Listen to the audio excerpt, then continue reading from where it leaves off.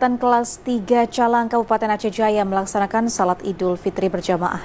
Ya, salat Idul Fitri yang diikuti oleh warga binaan dan para petugas lapas ini digelar di musola lapas dengan penuh khidmat dan tertib. Seratusan lebih warga binaan permasyarakatan kelas 3 Calang Kabupaten Aceh Jaya mengikuti salat Idul Fitri.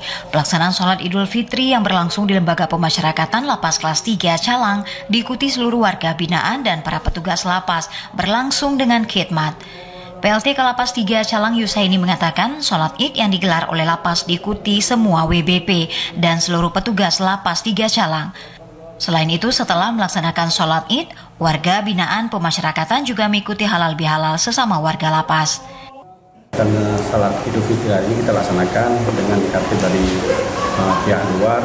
Setelah salat Idul Fitri, acara kita selanjutnya penyerahan remisi Idul Fitri yang pada tahun ini warga binaan yang mendapatkan remisi 105 orang.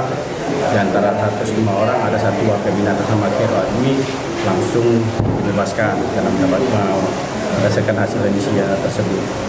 Jadi remisi itu diberikan bagi warga binaan yang telah menjalani hukuman paling singkat 6 bulan dan berkelakuan baik.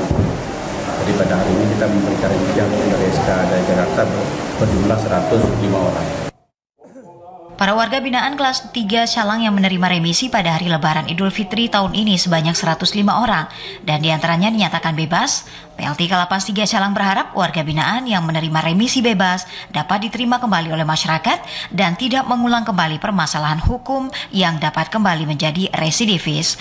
Dari Aceh Jaya, Musliadi, TVRI Aceh melaporkan.